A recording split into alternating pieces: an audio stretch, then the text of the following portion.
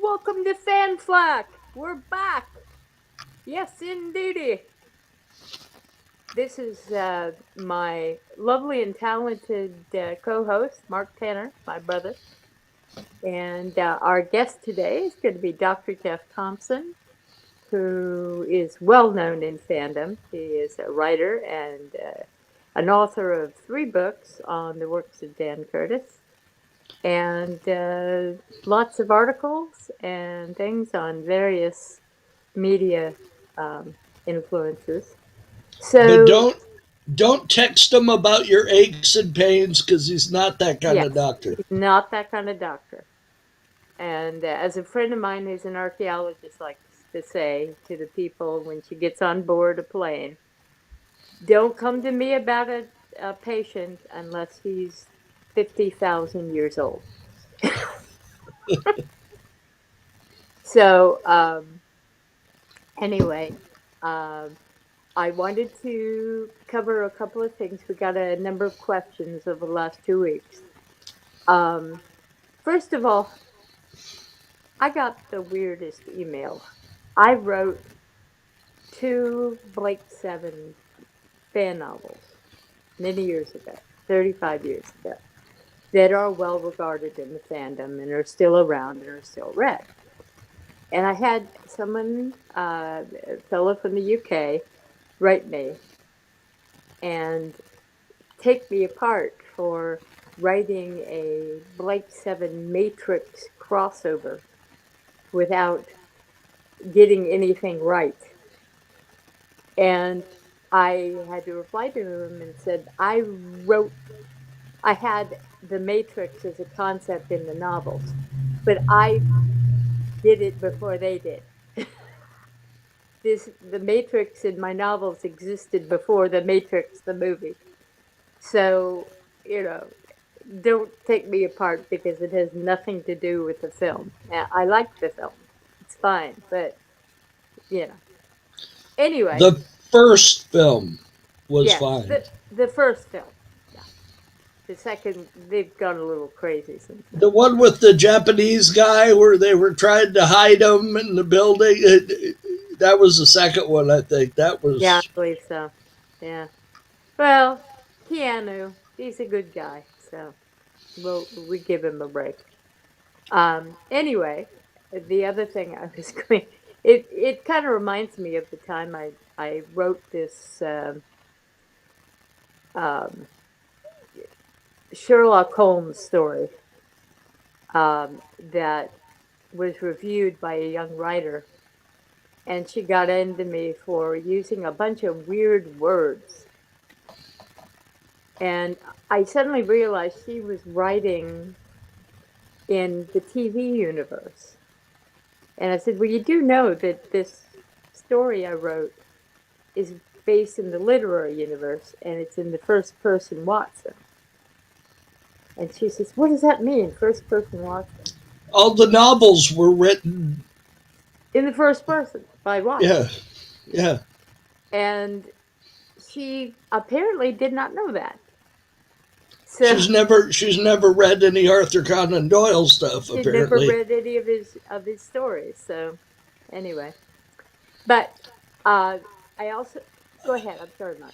I was just going to say the doctor is probably waiting to come in, so I don't know. Yes, I'm sure he is, and I just wanted to tackle those things and also give Jeff a couple minutes, you know, Okay. to take care of things. So anyway, I gave him X number of minutes, and I didn't want to. Yeah. All right. We will now introduce Dr. Jeff Thompson. Hello, Jeff. Hello, Melody. Hello, Mark. Happy Howdy. holidays. Happy holidays. Happy birthday almost. Oh, thank you. Same to you. Thank you. Yeah, we're both Christmas time babies. You got a slight reprieve though. You're a couple of days before, right? Right, December 22nd. Okay. Yeah, I'm right dead straight on. Let's see, that's one day before Mom's birthday, isn't it? Yeah. Yeah, he was I I always was confuse before. Mom and Dad's. Yeah. Mom's My was the dad, 23rd, Dad's was the 26th or 28th. 28. 28th. So at least everybody in our family, we're all, except for Mark. November and December. Yeah. In October. Used one to of be used to one be of February, but we lost the February one. Yeah. oh Yeah. one of my nieces has a birthday on the 27th. Ah, there you go. See, it does go in the family. Our little sister passed, so um, she was the non holiday birthday one. Hmm. Anyway, well, But she let's was almost around leap year, though. that's true. Now let's hear about. I know you've retired. You Yeah, retired from the 1 year ago, last December, I retired from Tennessee State University here in Nashville after 35 years. right, and you were professor of Yes, I taught English at TSU, remedial and developmental English, college level English, a lot of freshman English, composition classes, as well as some literature classes, early American, things like that. And then I taught honors world literature for the TSU Honors College. wow, cool. I'm And impressed. Uh, I first read your writing when you were writing fan fiction. Yes, I wrote articles and stories for Kathy Resch's fanzine, The World of Dark Shadows, Yes, you did. and then went mostly in the nonfiction direction and wrote articles, convention reports, reviews for many Dark Shadows fanzines. Mhm. Shadows of the Night, Collinwood Revisited, The Collinsport Call, The Parallel Times, Lone Star Shadows, many of the Dark Shadows fanzines in the 70s and 80s and up into the early 90s. Yes.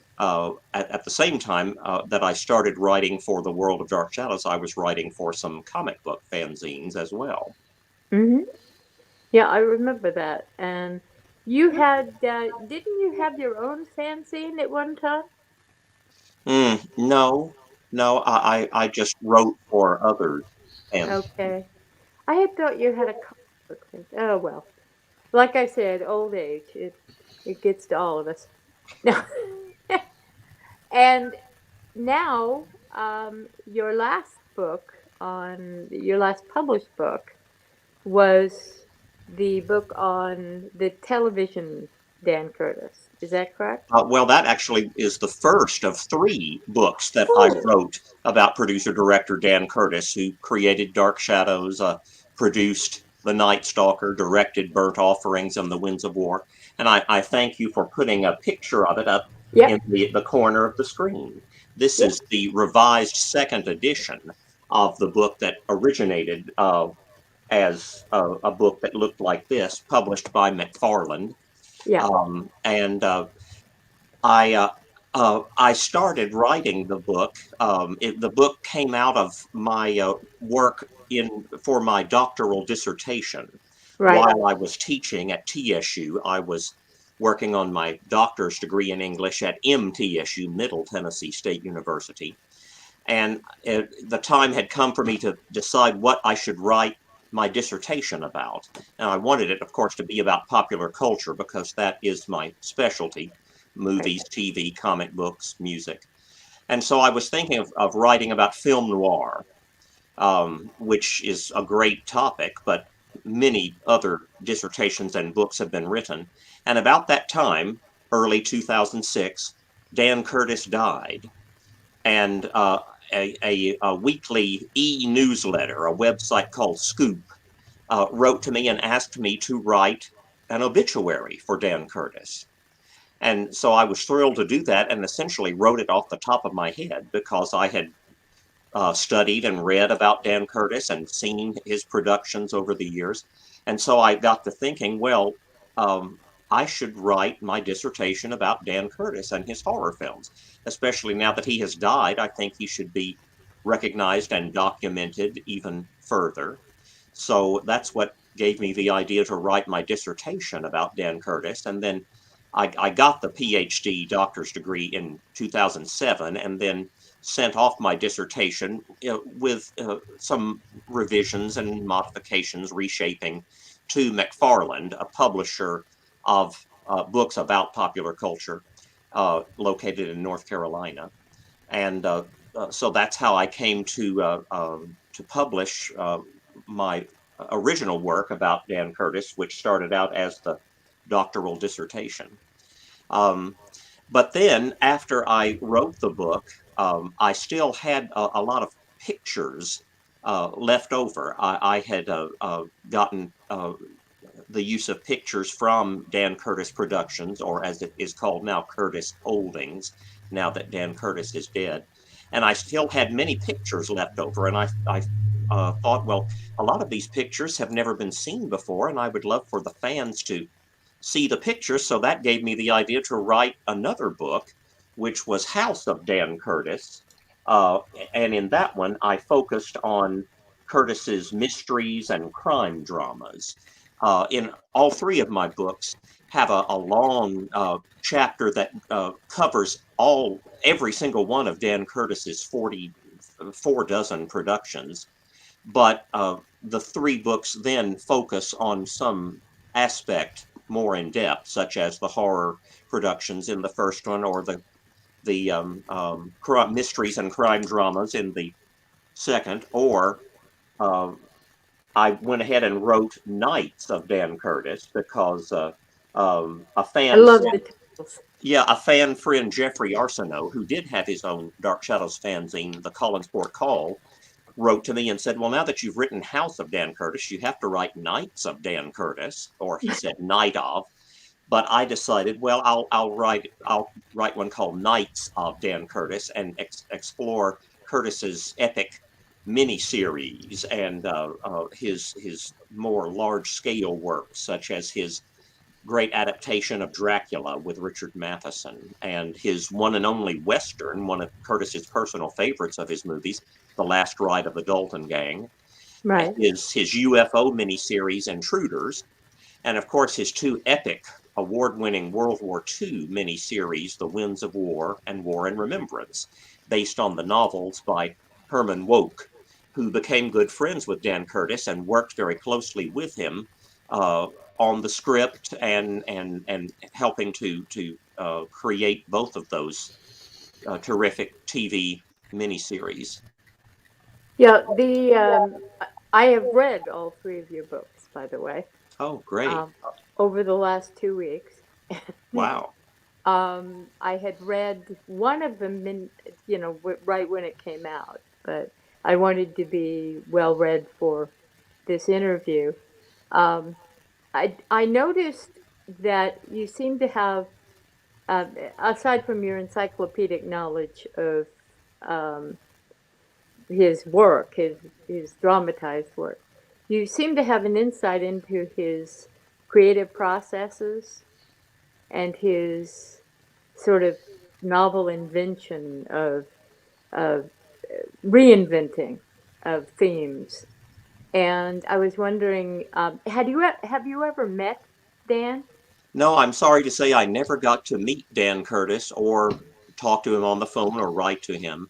Um, but I, of course, had read a great deal about him and had heard about him from, the actors and the other guests at the Dark Shadows festivals, which we attended, and then learned even more about him as I went along. The more the more research I did into him and his work, I learned more and more, to the point where I wanted to go ahead and put out revised second editions of the books about 6 to 9 or 10 years later, because in that time after the publication of the original three, I had learned more and more about him.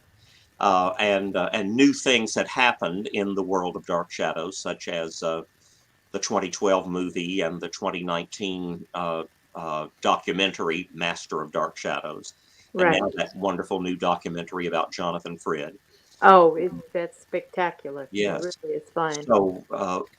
So no, I wish that I could have met Dan Curtis, but I never had that rare privilege. I met him once Mm. for about 3 minutes. What did you But talk about? I was introduced to him, and he looked over my head and said, "That's very interesting. You're from California?" And I said, "Yes." And he said, "Born here?" And I said, "Yes." He says, "Well, you're unusual." So that was it. Hmm. And no great insights whatsoever. But what did you think of the Dan Curtis documentary? Oh, I thought it was very interesting. I wish that it had gone into more detail about all of his productions. Many of them are mentioned toward the end, but they don't. They don't get nearly as much time in the documentary as Dark Shadows. But but at least they are mentioned and acknowledged. So except for my wish that it could have been 3 hours or longer and covered all 4 dozen of his productions, I thought it was very well done. I was so thrilled that so many of the Dark Shadows stars and writers and behind the scenes people, his secretary and others, were able to give uh, their feelings and reminiscences about him. Sadly, several of the people who were in that documentary just 2 years ago have died now. So I'm so glad that they were able to share their thoughts.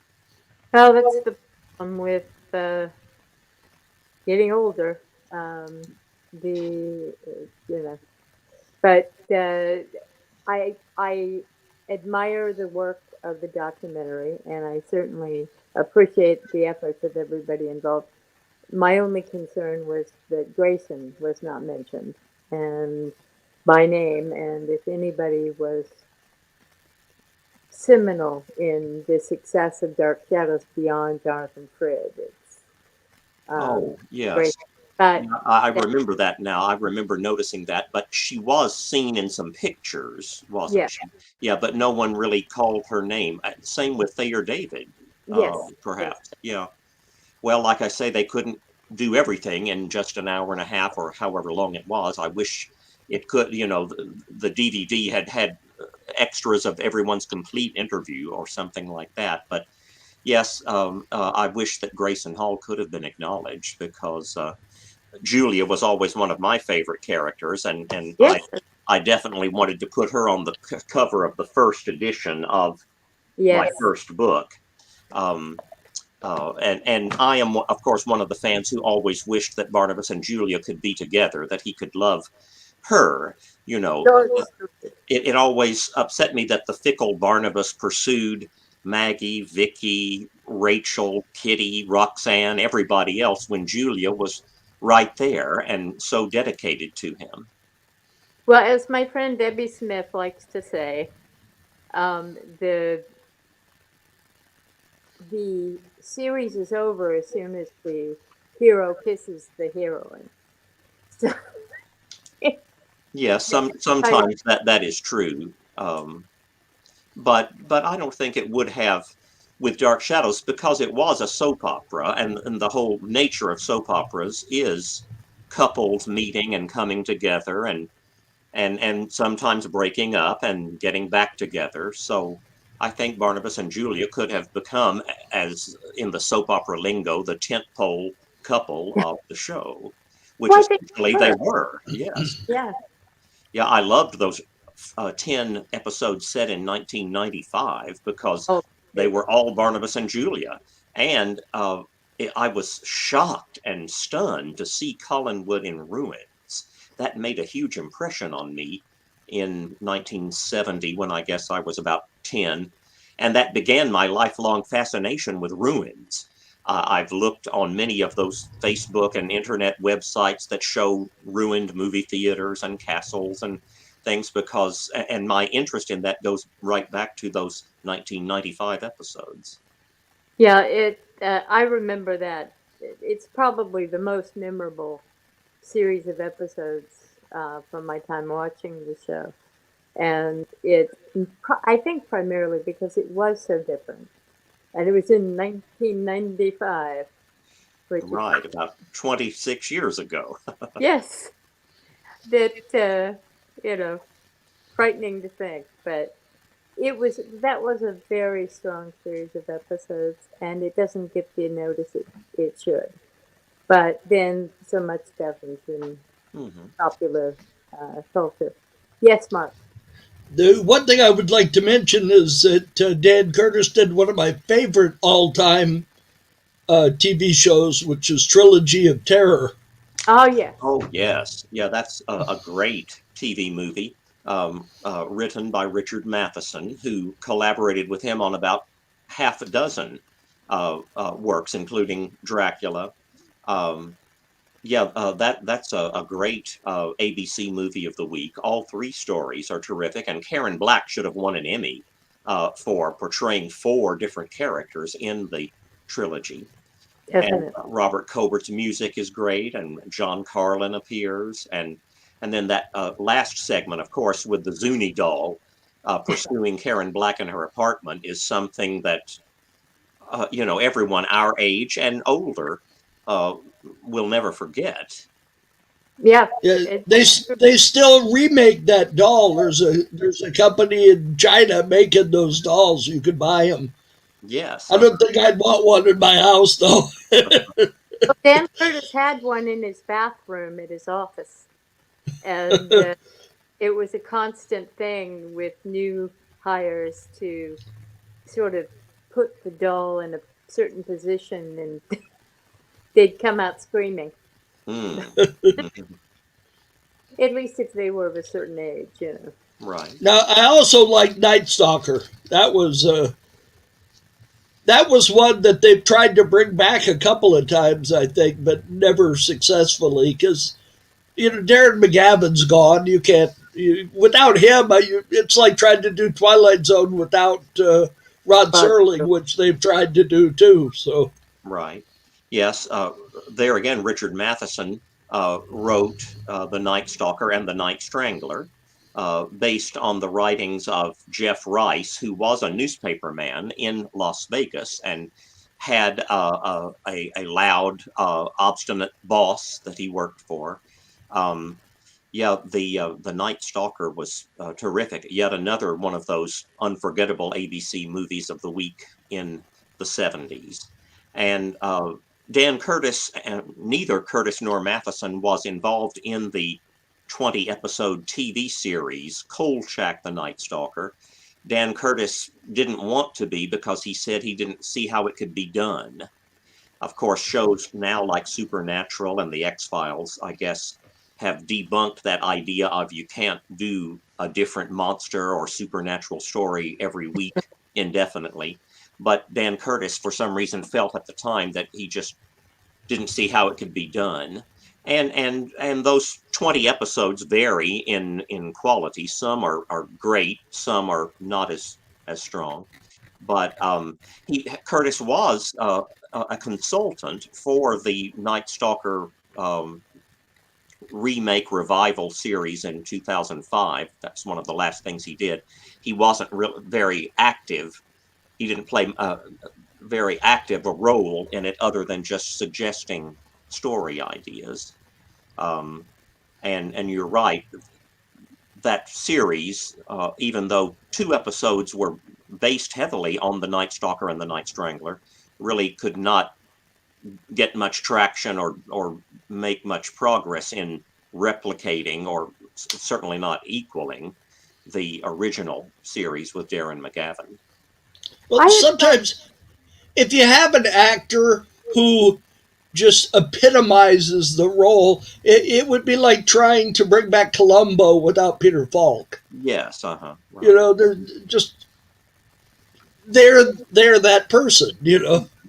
well, also, Barnabas Collins without Jonathan Frid, and they've tried that a couple of times. Yes, I really like the 1991 revival series. Of course, it's not as good as the original. Nothing could be, but I really liked it, and I liked the actors and actresses in the show. I wish it had continued. The 2012 movie, of course, missed the boat. The scenes that were dramatic or scary were terrific, but then there was far too much silliness and unfunny comedy that marred and ruined the movie for me. But that was a real missed opportunity. It disrespected the entire, um, oh, you know, Now, Yes. it, did any of the Dark Shadows that they brought back, did they try to do them as soap operas on no, during the day? Well, no, No? no. The 1991 revival series was on at night, one episode each week. But like so many of the nighttime serials, like Dallas, Knots Landing, Melrose Place, Dark Shadows was a continuing story. You had to see every episode to know what was going on. So it was a serial, but a nighttime serial. Um, uh, Dark Shadows never returned to daytime, although many of the other daytime serials started using supernatural storylines, ghosts, and things like that. And even right now, Days of Our Lives is doing a possession storyline. One of the main characters is possessed by the devil, as she was here, about 26 years ago. That was a story that Days did back in 1995. I guess she was repossessed. Yes, right. Uh-huh. So Dark Shadows did have an influence, certainly, on other daytime dramas and nighttime and movies. And um, uh, Strange Paradise was a daily serial produced in Canada that ran from 1969 to 1970. It ran only in syndication and was seen, on some U.S. TV stations, sometimes paired with Dark Shadows. Um, so it is interesting, but not as thrilling to me as Dark Shadows, but certainly worth a watch. Right. And Dark Shadows was so, it evolved out of a set of circumstances that just wouldn't be equal today. Right. And here we have Dan Curtis, a Gulf producer, and he has a dream, and then boom, it Right. goes on from there. And And even Dark Shadows was not conceived as a horror soap opera the way it became, and the way Strange Paradise began from day one. Dark Shadows was conceived as another soap opera, a daytime serial, more like Peyton Place, which was a popular nighttime serial at the time. right, Um, a continuing story, using the typical soap opera plots of romance and jealousy and things like that, but with a little bit more of a mysterious edge, akin to the Gothic novels that were popular in the 60s and 70s. But it was Dan Curtis's young daughters who gave him the idea when Dark Shadows was languishing low in the ratings and about to be canceled. His young daughter said, well, make it scarier. And so that gave him the idea to start playing up ghosts, the ghost of Josette and others, and then he brought in Laura Collins, the Phoenix fire creature. I say he brought in. I realize that the writers did it, but Dan Curtis essentially was one of the writers himself. yeah, He didn't write the scripts, but he contributed a great many ideas that the writers went with. And when he didn't like an idea or became bored with a story, if it went on too long, he would tell the writers to change gears. So I consider him one of the ad hoc writers, one of the creators. And so the ratings went up because of the ghosts and the Laura Collins storyline. And so, faced with cancellation, Dan Curtis thought to himself, well, what is the scariest? What scares me the most? What kind of character is the scariest to me? And he was always a fan of the Universal monster movies, Dracula, Frankenstein. And so he decided, well, I'll add a vampire. And he figured that the vampire storyline, like the Phoenix storyline, and others would run about 3 months, and it would be a good story. But then the good characters on the show would drive a stake through the vampire's heart, and then they'd be off on the next story. But Jonathan Frid so captivated the imagination and adoration of the audience that Dan Curtis realized, well, I can't kill off this terrific character and this great actor because he's getting fan mail. Jonathan Frid told a story about how, in the early weeks when he was on the show, he was very nervous and afraid he was going to do the wrong thing or get fired. And so Dan Curtis handed him some envelopes, and he said, "Oh, this must be my pink slip. I guess I'm getting fired." But no, it was a few fan letters. And then the next week he got more, several dozen, and then many dozen and hundreds of fan letters. And so Dan Curtis realized, well, I have to perpetuate a vampire. But how do I do it? He can't be the heartless villain that I conceived him to be, and which he is essentially in House of Dark Shadows, the movie. Yes. So Curtis and the writers came up with the idea. Well, let's give the viewers more insight into what makes Barnabas tick and why he is the way he is, how and why he became a vampire. And so the show, another first for daytime TV, went back in time to 1795 and told the story, the origin story, essentially, of how Barnabas became a vampire.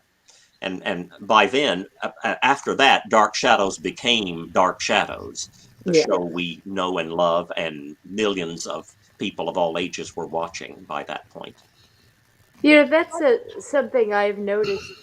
We don't have fame on that level anymore. And there have been,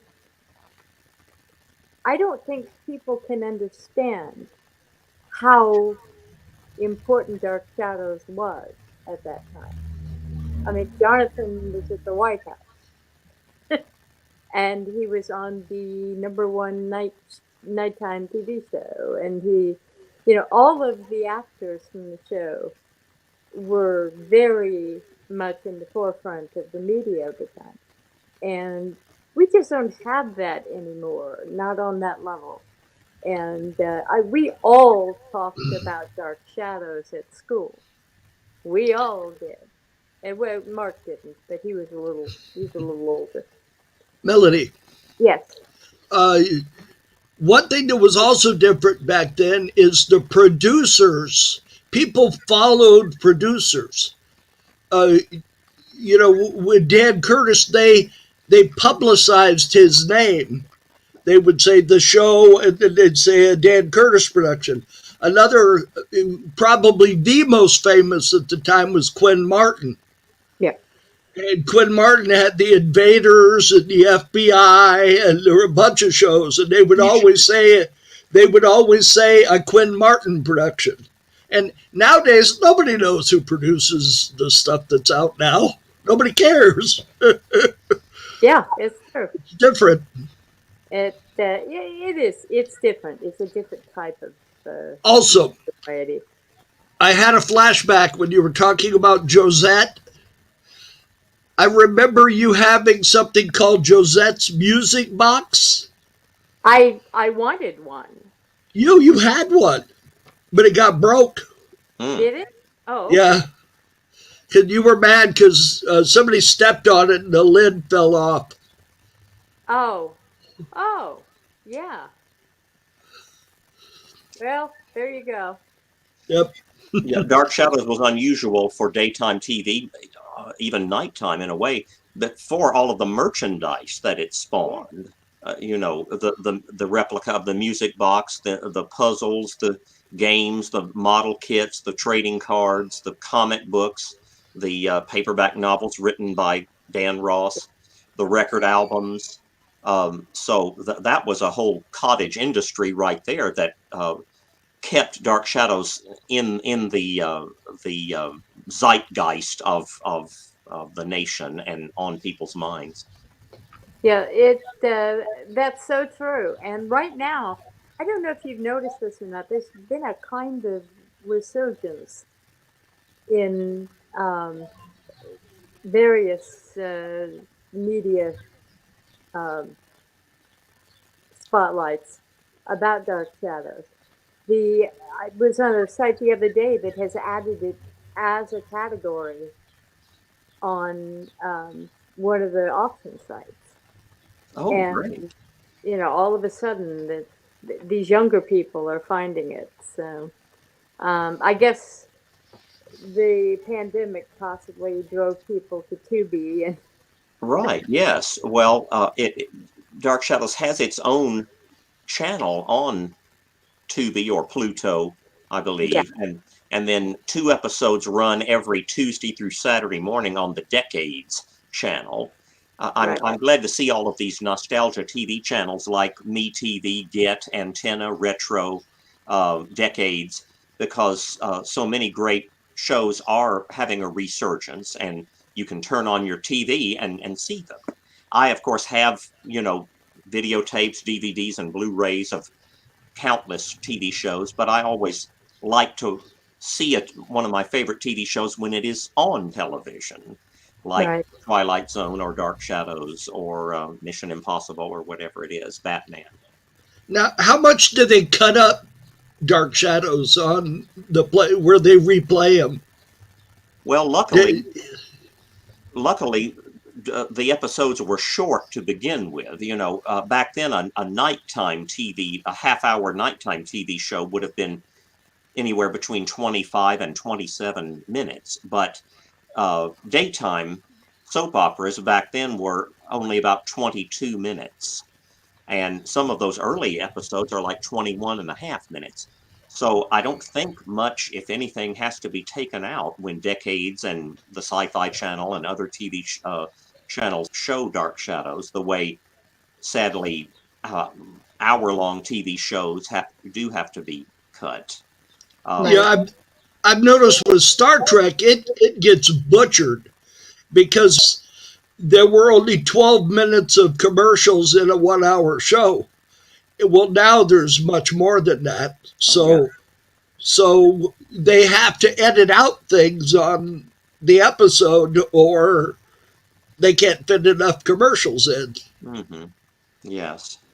Um, yeah, so sometimes hour-long episodes back then ran as long as 50 minutes, maybe sometimes even a little longer. Now, uh, a nighttime hour is about 42 minutes, and a an hour-long soap opera now is only about 37 minutes, as opposed to it used to be about 44, because of the proliferation of commercials and those long commercials, advertising reverse mortgages and medicine and all of that. And some of them, though, what's unfortunate is like on Paramount Plus, the episodes of the original Star Trek they show are the cut up ones. Oh, They haven't found the pieces that got cut out and put them back in. They just Just compact re- them. They yeah. just compact them because I don't know how if they save any money by showing a 42-minute hour show instead of a Probably. now the shows like Discovery. Discovery is some of the episodes are over an hour, some of them are 35 minutes. So they're not consistently the same length of show. So Hmm. We've become very similar to Great Britain in the way TV is presented now. It's less formulaic, it's less packaged, and it's more organic. It grows out of the topic. Um, you know, we can talk about any of the science reality shows. Um, but Jeff, do you think that um, Super Train was? You knew I had to mention it. Uh, why was that such a deviation? Well, Supertrain is not something that Dan Curtis set out to do. Many of his projects were labors of love. He would run across a great story, and want to make a film about it. But the executives at NBC asked him to do Super Train, and he said, "I thought it was the silliest idea I'd ever heard of, but they talked me into it."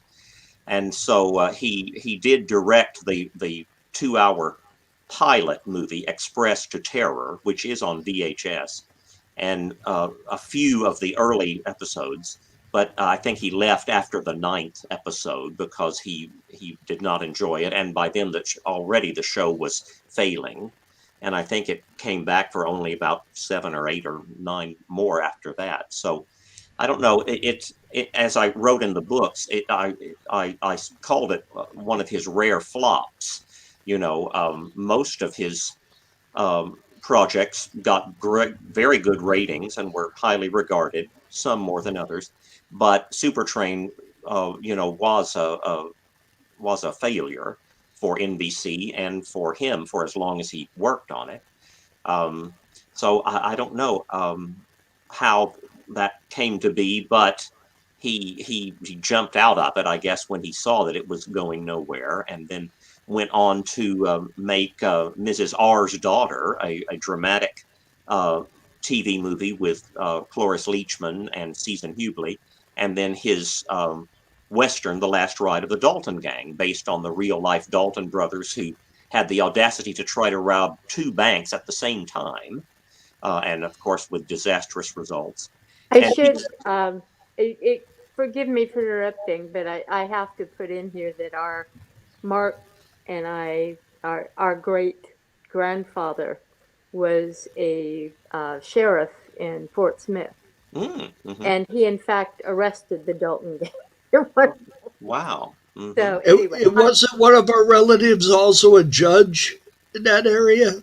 yes, yeah, Because I have a book about the arrest. It's called The Law West of the Pecos. yes, yeah, No, I've heard of that book. Yes. yeah. Yeah, some of our relatives are in there. Yes. Anyway, I'm sorry. Go right ahead. Yeah. Well, I was just going to say, Curtis remarked that The Last Ride of the Dalton Gang was the most ambitious, complicated film he had ever done, and he said it was good practice for me. It got me ready for the Winds of War and War and Remembrance, which were so ornate and historical and detailed. And so I get that may be one reason why his Western is one of his favorites. I always wished that he could have done another Western, and his friend Richard Matheson wrote scripts for a TNT miniseries, I think a 4-hour miniseries of Matheson's book, Journal of the Gun Years, which is a very good Western novel and would have made a good TNT miniseries. Matheson worked on it through much of the 1990s, first as a treatment, and then I think as an idea for a one-shot movie, and then the TNT miniseries, but it never got off the ground. Many of Dan Curtis's projects that he wanted to make did get made, but there were some that did not materialize. In my books, I have a chapter about productions that never were. Sam Hall, the Dark Shadows writer, wrote a 2-part adaptation of Wuthering Heights, which would have been wonderful that if we could have seen that. And Curtis himself wrote some scripts. He and Barbara Steele, his producer and later his Dark Shadows star in 1991, co-wrote a script, a love story, but that was never produced. So there could have been many more productions from the production house of Dan Curtis, but I'm just thrilled that we have about 4 dozen that did materialize. He was a workaholic, and Debbie Smith, who worked in the office with him for quite some time, was a television writer, and is now becoming one again after she went through her health problem.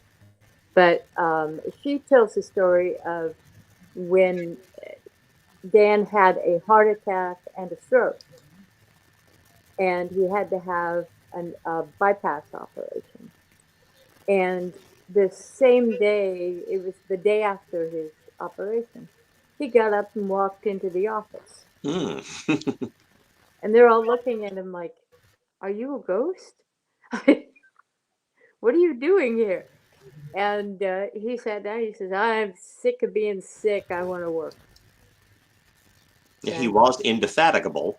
He said in an interview that he could have kept on directing The Winds of War forever and ever. He said he loved doing it, even though it was so daunting and just staggering to think of those thousands of scenes and hundreds of different settings and locations. But he was in his element. He loved doing it and said he could have done that forever. yeah, it well, and he nearly did.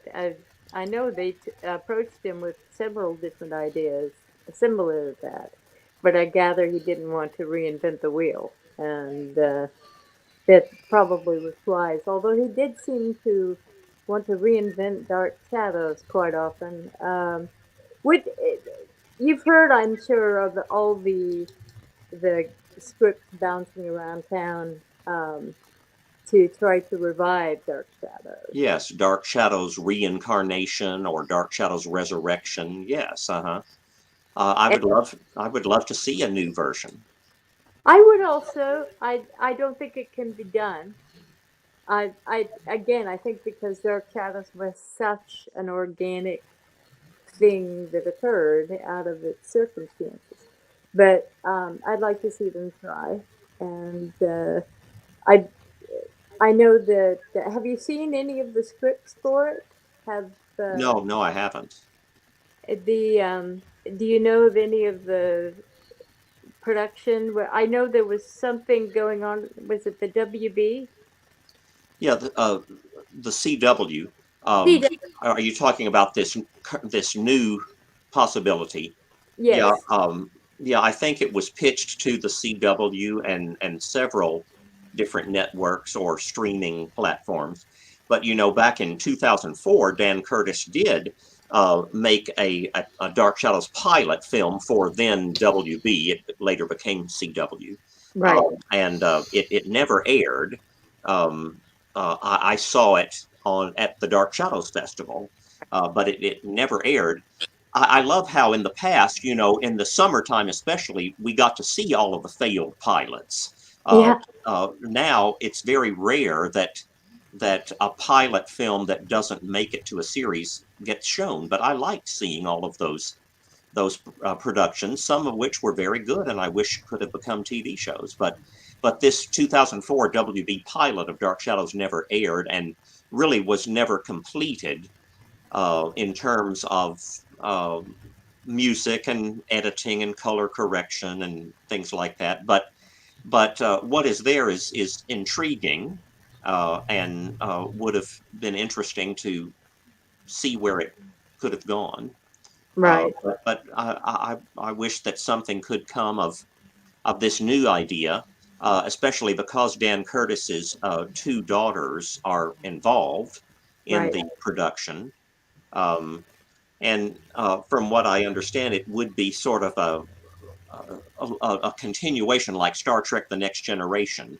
Time has passed, but it's still our Dark Shadows. It's still the same people and situation, but with a new generation of characters, but perhaps with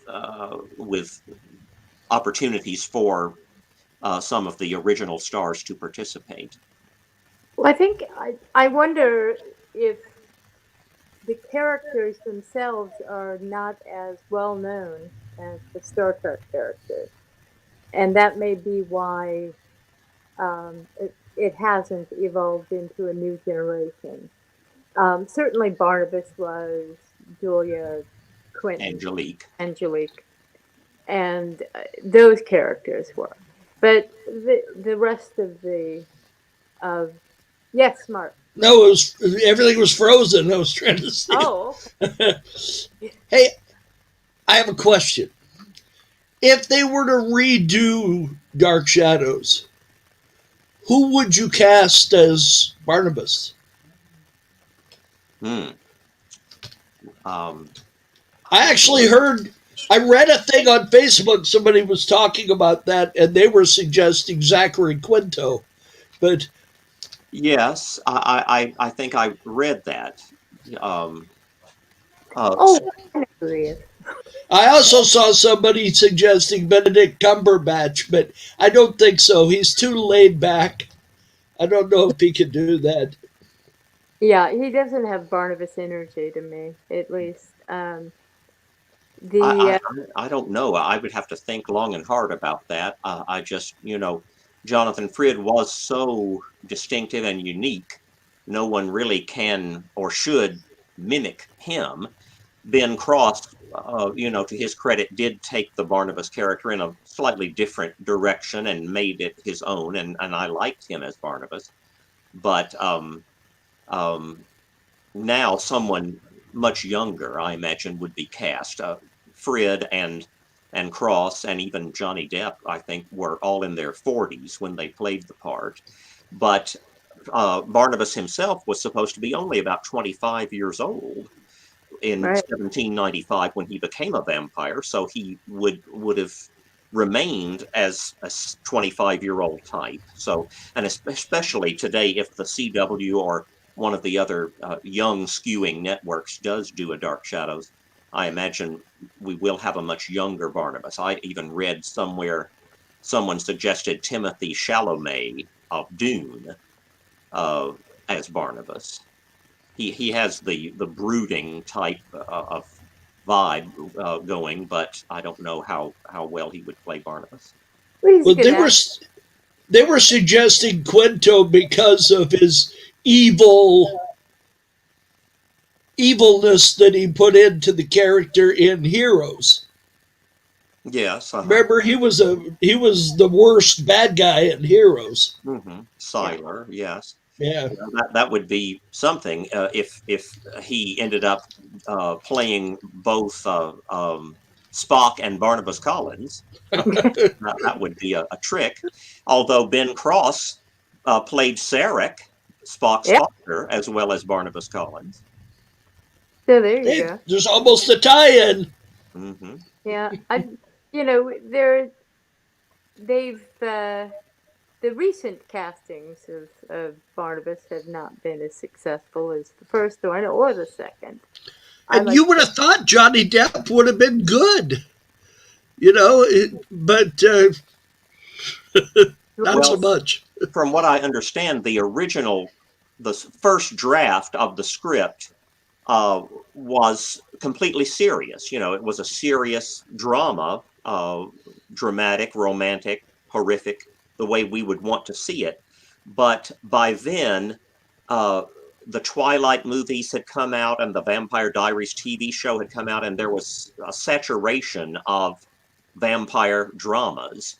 And so I think the filmmakers decided, well, we need to make ours different. So let's be funny.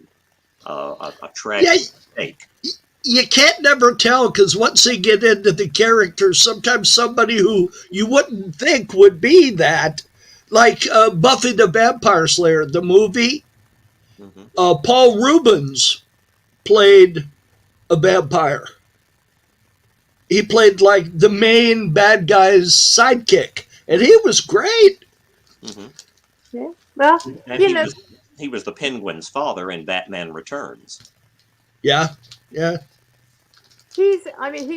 he's a good actor, and that's sort of the bottom line.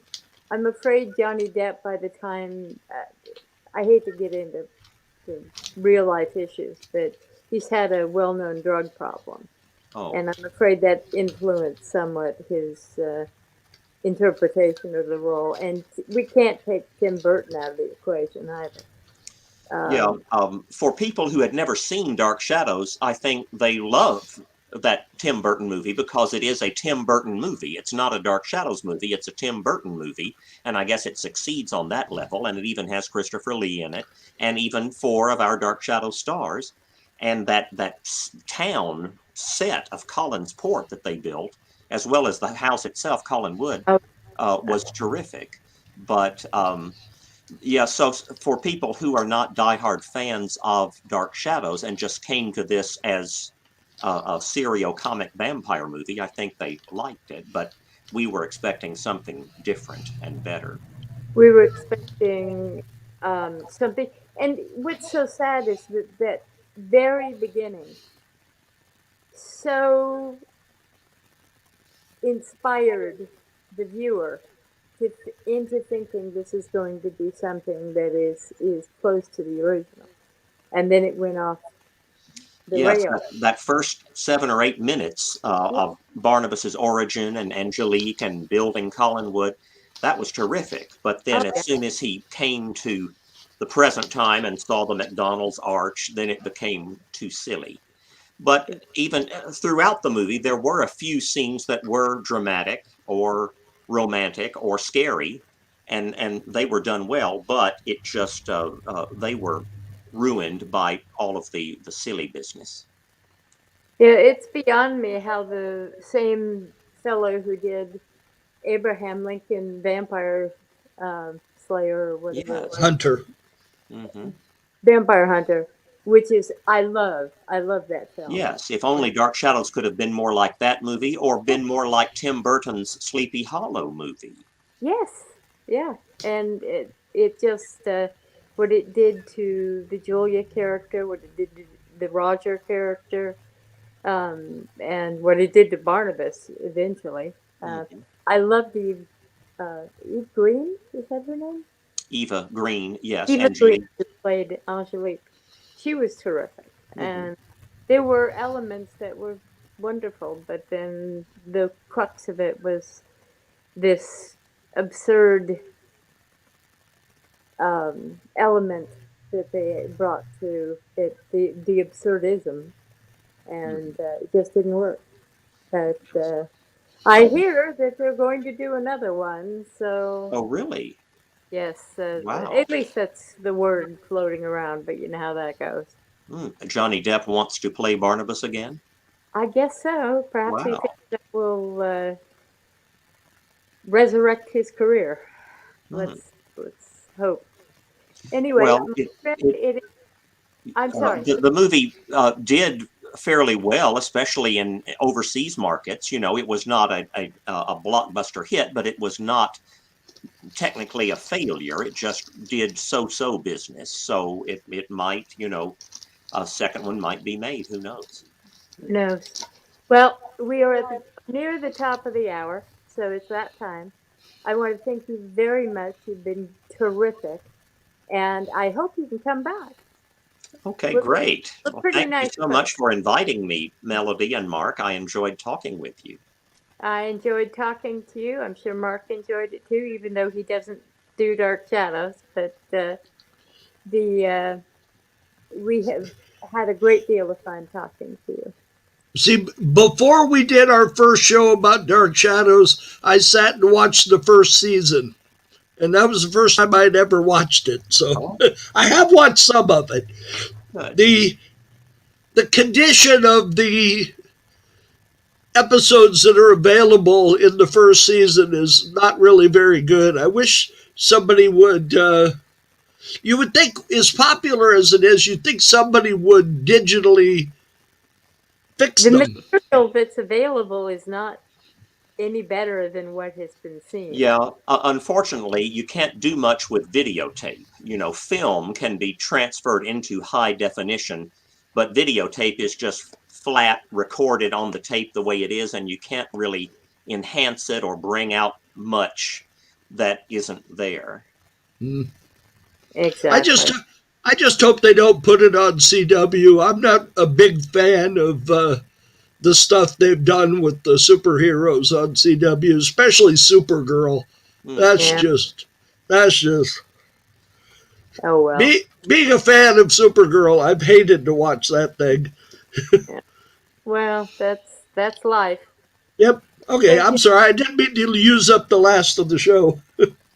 Happy birthday, Merry Christmas, and all of Thank those you. things. Happy holidays. Yes, happy birthday to you too, Melody, and happy New Thank, Year. and we will talk to you soon. Okay, thank you so much. Thank you. Bye. Bye. Okay, that's it for this week. Next Oh, week is yes. I just wanted to mention one of our past guests, Steve Ross, is in Las Vegas right now doing the pre production meetings for his film Carnival. So he got Yeah. the funding for it. Right So after you fan Flak. that's right. So any of you that think you're actors, get a hold of Steve. He's looking for people.